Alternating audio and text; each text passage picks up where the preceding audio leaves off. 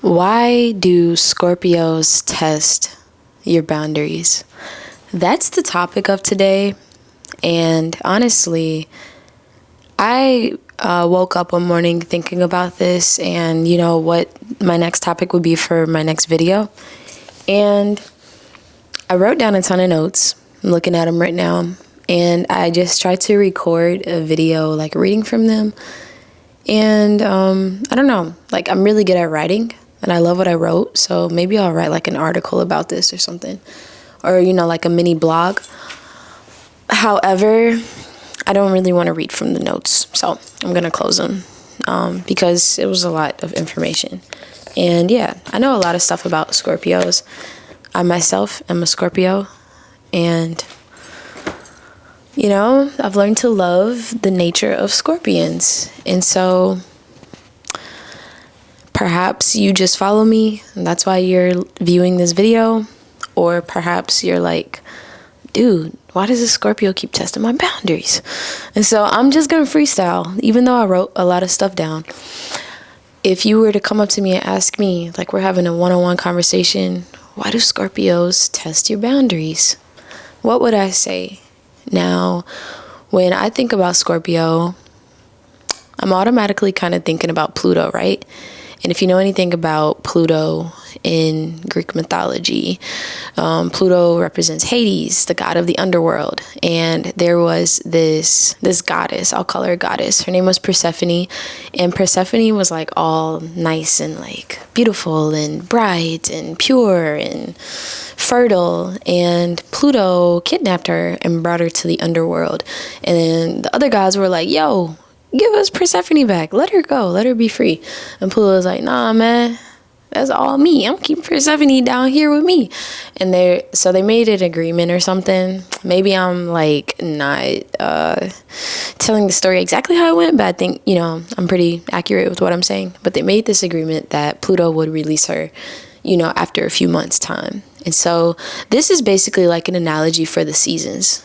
You can look at Persephone as like the fertility we experience in the earth during like springtime, summertime, where the earth is fertile, flowers are everywhere, it is raining, it's feeling good, there's a lot of life. And then with Pluto taking her away to the underworld, we experience more darkness. We experience fall, the leaves shedding off the trees, the leaves, the grass, everything we see in nature losing its color because of like the cold season that we're entering in and the sun becoming further away from the earth, right?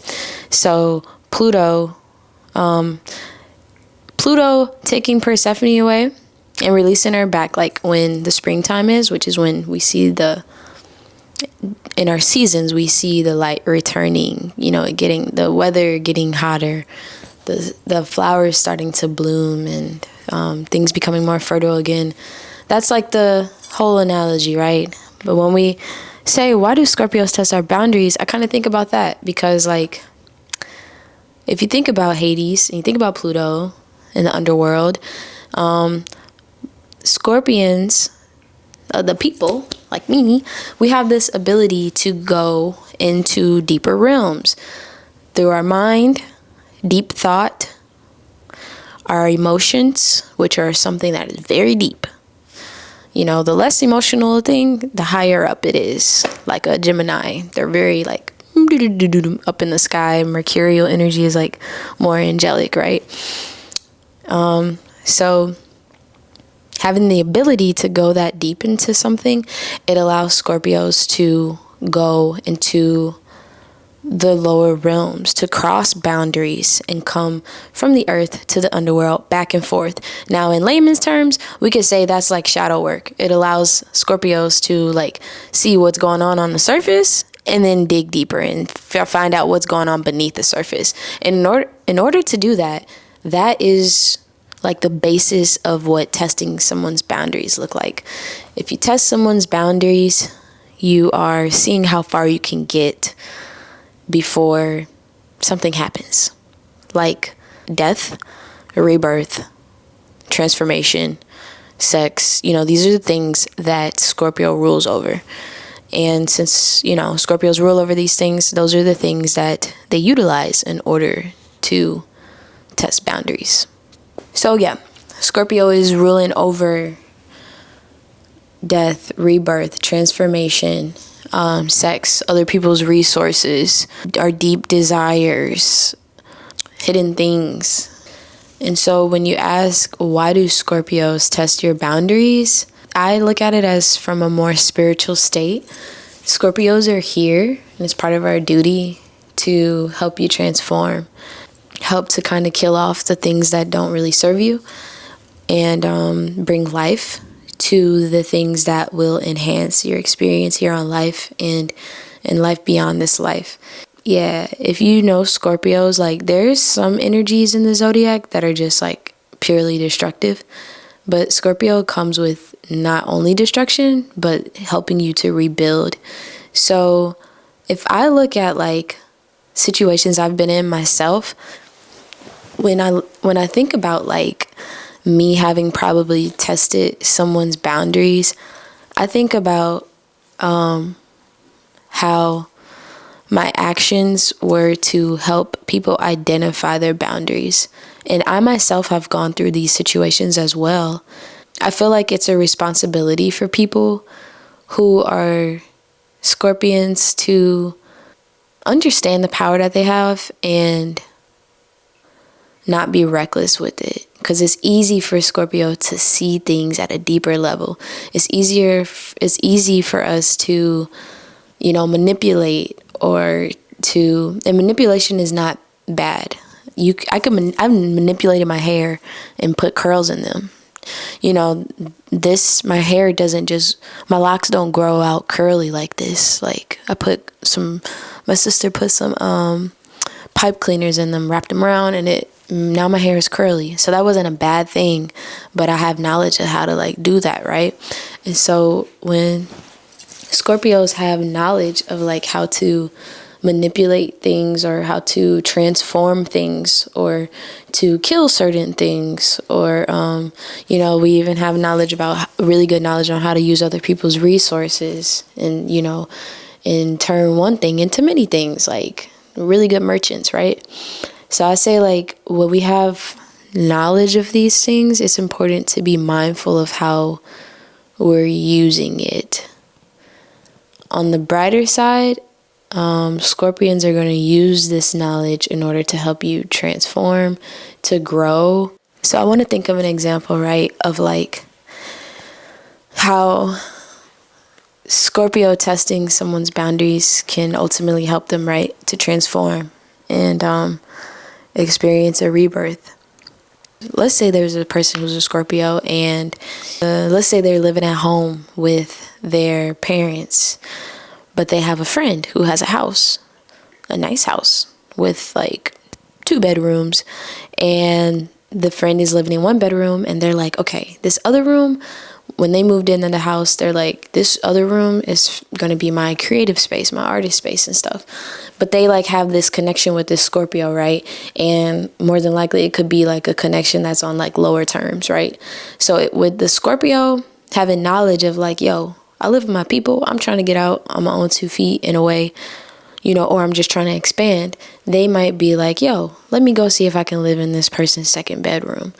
Even if they have knowledge of that person wanting to utilize that room for their creative space, this Scorpion could be like, yo, my situation at home is not so great. I'm trying to like,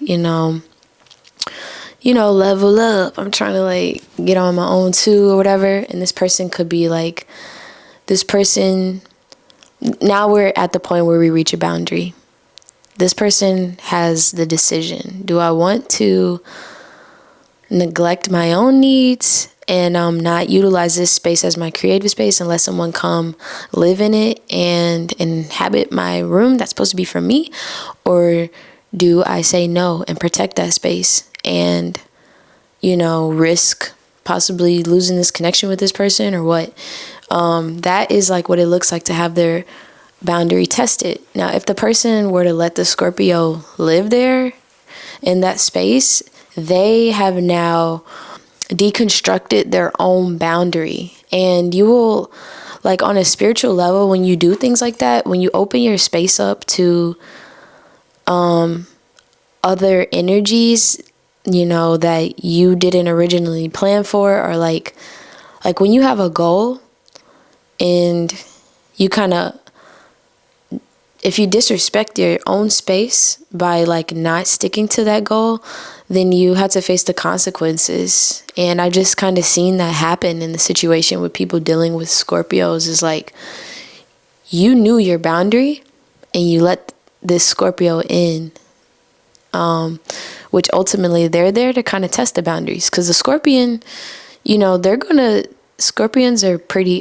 independent, so they're going to, in certain ways, or they can be, because it's anciently ruled by Mars, which is an independent sign.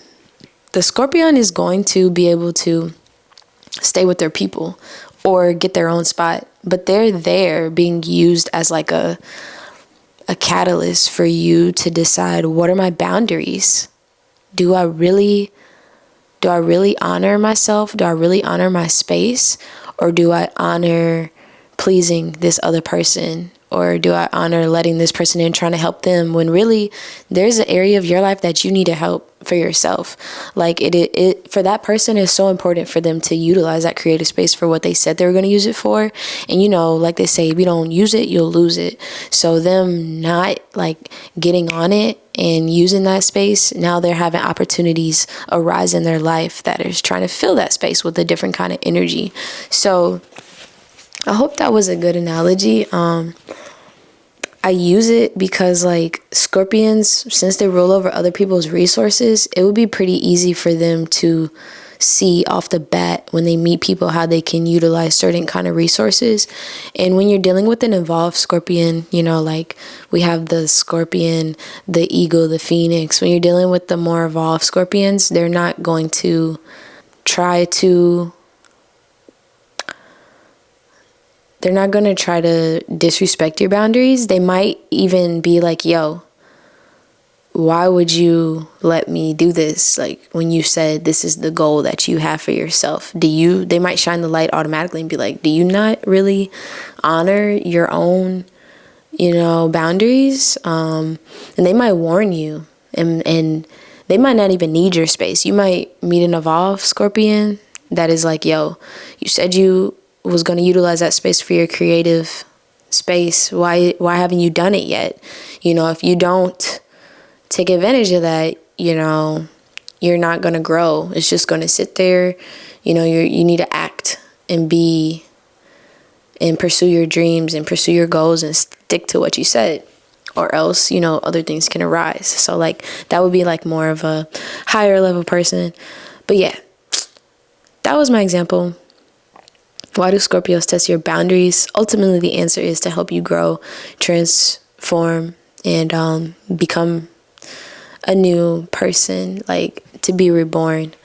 And also, like, I've realized that Scorpions test your boundaries in order to help you either establish them or realize what they are. In that example I used, after, you know, maybe somebody just has this idea, I want to use this space as a creative space, but they didn't put like any boundaries around that or what it looks like for them. Letting the Scorpion in will start to show them like, this is not what I want from this space. Like, you know, and a matter of fact, I want them out. And when I get them out, I'm going to learn how to protect this space. And if somebody wants to come up in this space, it's going to be underneath these type of rules, you know. Matter of fact, can't nobody come in my crib, you know, like it'll allow them to actually establish boundaries. So yeah, the testing of boundaries is like to shine a light on like, what are my boundaries? Do I have boundaries? What do they look like? And to be more specific with them. I wanted to give a cool like little fun fact that I learned about the actual creatures in nature that are Scorpions. Scorpions are fluorescent and they glow underneath UV light. So what that basically means is that when you shine a UV light on the Scorpions themselves, they glow in the dark. And I think that's a really cool, like, I think that's a really cool fun fact about them, because it just shows how the nature of Scorpion people who fall under the zodiac of being a Scorpion, they help to bring light in the dark. So yeah, they're the light that shines in the dark. And yeah, they can shine this light to show you like what's going on here. You know, what's going on with my shadows, what's going on with my inner world, what's going on, you know, in this inner place. So yeah, I'm rambling at this point. If you like this video, please like, share, subscribe, and I will see you guys soon. I'll be talking about more creative topics, and I hope you enjoyed this video.